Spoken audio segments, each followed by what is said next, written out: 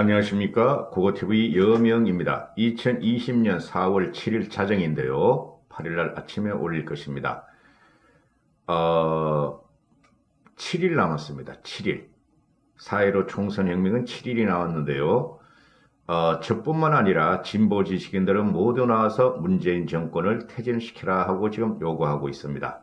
오늘은 강준만이가 새 책을 쓰고 그 책에서 문재인 정권을 직설직폭, 즉 문재인을 맹폭합니다.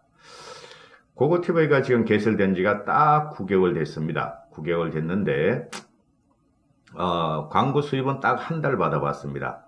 그리고 한 8개월, 6개월을 수입도 하나도 없이 의인이 한 명 계시고 또 후원을 한 달에 한 번씩 꾸준히 하시는 분은 몇 명 안 돼요. 그리고 띄엄띄엄 10만원씩 후원하시는 분도 계시고 또 자율구독료 만원, 5천원, 2만원, 3만원, 5만원 보내주시는 분들 때문에 간신히 심각한 적자입니다. 제가 솔직히 이런 방송하는 것은 심각한 적자예요. 그럼에도 문재인을 퇴진시키는 그날까지 제가 그래도 지식인이고 사회 경험이 조금 있어가지고 들어왔습니다.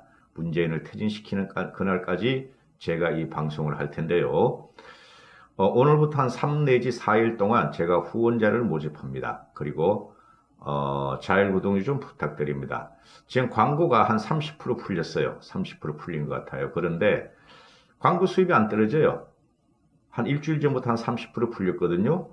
그럼 옛날 같으면은 하루에 한 5, 60불이라도 들어와야 되는데 그거 안 들어오는 것 같아요. 광고가 나오는지 모르겠어요. 그럼 나오면은 그 광고 한 70% 보셔야지 저한테 1원이든 2원이든 3원이든 떨어집니다.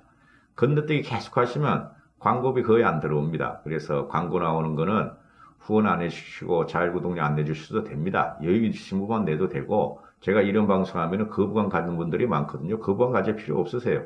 열심히 보시고 광고 좀 많이 봐주시고 그리고 여유가 되시는 분은 고고TV가 문재인을 칠 그날까지 후원과 자율구독료 좀 부탁드립니다. 후원은 매달 꾸준히 10만원씩 보내주시는 분을 후원자라 그러고 만원, 2만원 그렇게 보내주시는 분을 자율구독료라고 제가 말씀드립니다. 안 보내셔도 됩니다. 여유 있으시고 고고TV가 괜찮다 하시는 분만 보내시면 됩니다. 그리고 이 시끼 돈 버는 놈의 시끼 그런 말 하지 마세요. 심각한 적자 인생입니다. 지금 유튜브 방송에서는. 이거 안 해도 먹고 살만 합니다. 그럼에도 하는 이유가 문재인 정권을 퇴진시키려고 하는 겁니다. 강준만이가 문재인을 맹폭했다. 그런데 왜 강준만이가 이 시기에 4.15 총선 7일을 남겨놓고 럭키7에 들어왔을까? 왜 책을 냈을까? 그러면서 문재인을 치기 시작했을까? 과연 그가 노리는 것은 무엇일까?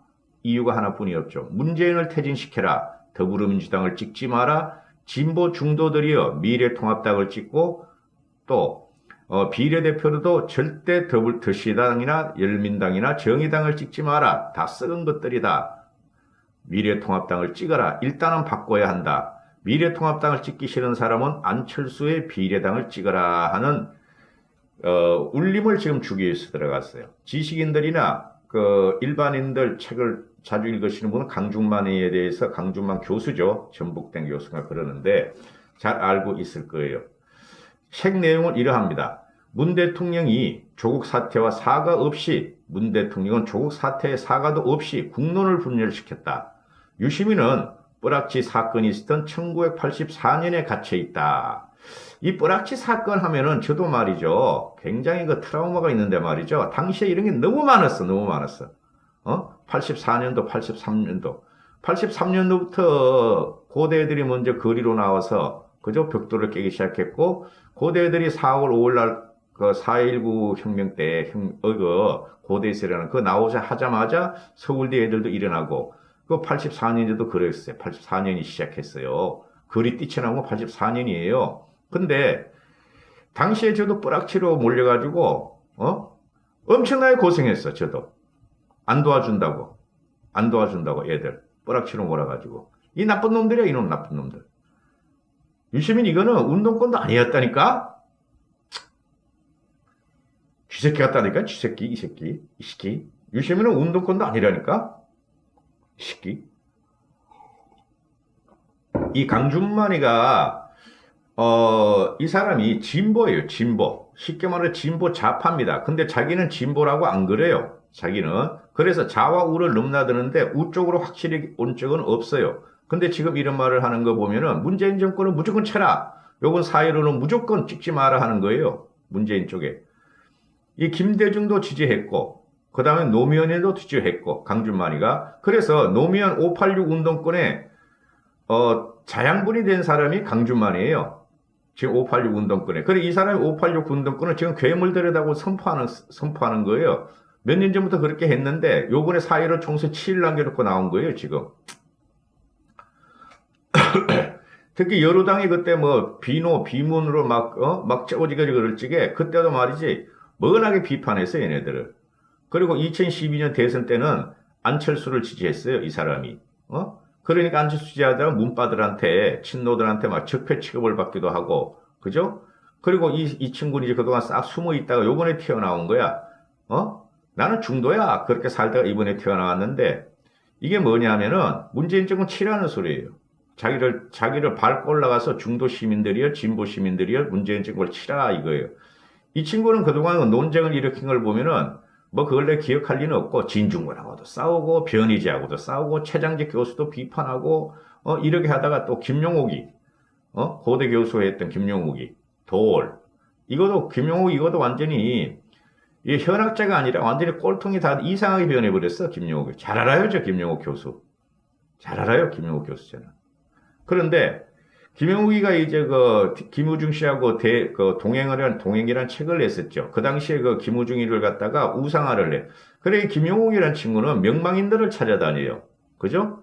대중에 잘 알려지고 정치적인 리더들이나, 재계의 리더들, 이런 차를 찾아가면서 자기도 은근슬쩍 끼어가지고 김용욱이는 자기도 명망가가 되려고 노력한 친구죠. 그래서 TV에서 이제 강의하고 그래가지고 명망가가 됐는데, 인정하면 안 돼요, 김용욱 이 사람은.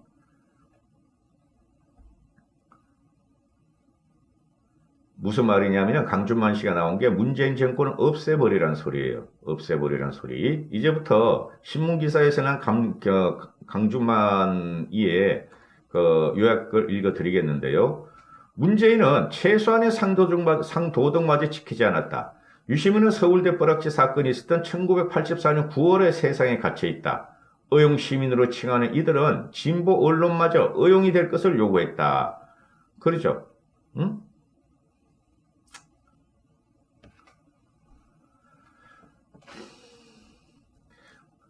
문재인 대통령한테 정치 소비자와의 약속을 지키지 않는다. 정치 소비자와의 약속을 지키지 않는다. 분열과 갈등의 정치, 분열과 정의의 정치를 끝장내겠다고 했지만 그이는 오히려 정반대의 방향, 분열과 갈등의 정치를 폭정시키고 분열과 정의의 정치로 정권을 유지한다. 그 대표적인 것이 조국 사태다. 여론의 문매를 견디지 못해 조국이 사퇴했지만 문재인은 아무런 사과도 하지 않았으며 오히려 조국에 대한 애틋한 심정을 드러냄으로써 제2차 국론 분열 전쟁의 불씨를 던졌다. 이는 문재인이 취임사에서 약속한 내용과 상반되는 것이다. 어렵고 고상한 이야기할 필요가 없다. 그는 최소한의 상도덕을 지키지 않은 것이다. 상도덕이 없어 문재인한테. 이제 알았니? 강준만 교수는? 해설을 붙이기가 시간이 촉박합니다. 읽어드릴게요.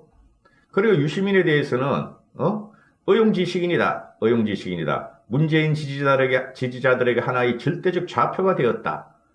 유시민은 2017년 5월 대통령 선거 직전 진보 정부에 대한 의용지식인이 되려고 한다 하고 과거에 그랬고 명목적인 당파성을 진보의 자리에 올려놓고 의용이라는 말 안에 녹아 있어야 할 수치심을 지워버렸다. 수치심도 없는 놈이다.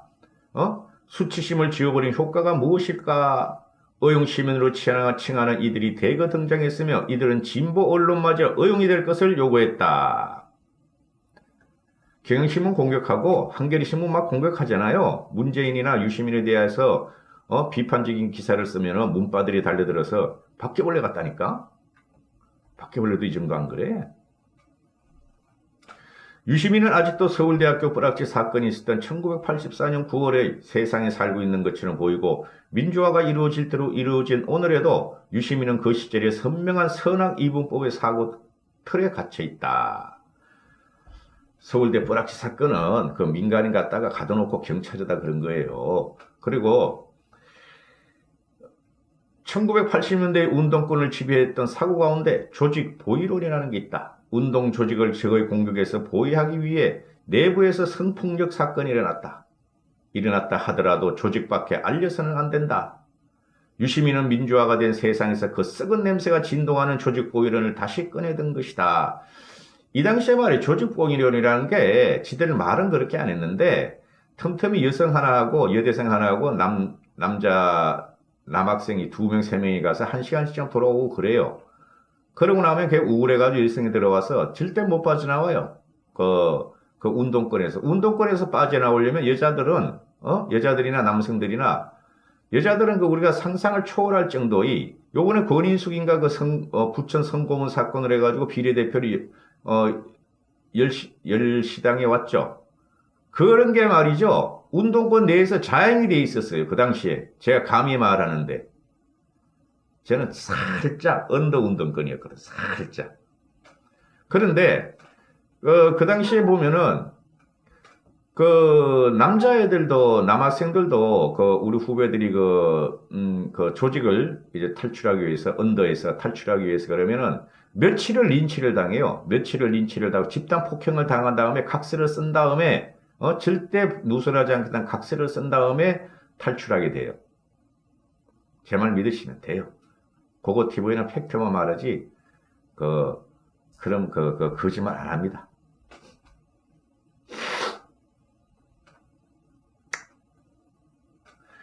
강준만이가 책을 출간한 이유에 대해서 말하기를 왜 우리는 일반 소비자의 갑질에 분노하면서도 약자를 상대로 한 정치적 소비자의 갑질에 침묵하는가? 약자를 상대로 한 정치적 소비자의 갑질은 우조 문재인 정권이다.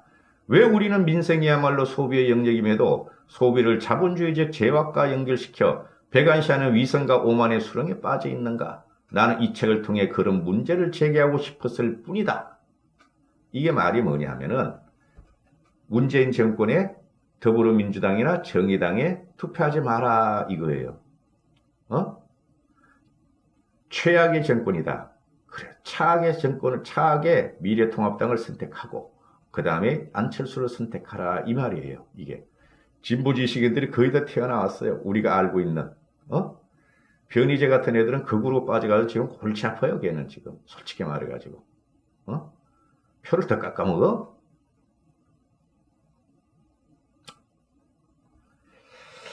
이 친구 같은 경우에 옛날에 보면은 강남 좌파를 들고 나오고 강남 좌파들 노리고 그 다음에 싸가지 없는 진보라는 그런 말도 했어요. 이 친구가. 그 이명박 박근혜 정권 때.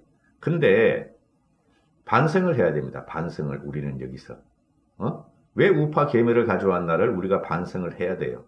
반성을 해야지 이번 총선에서 이깁니다. 무조건 우파 해가지고는 되지도 않아요.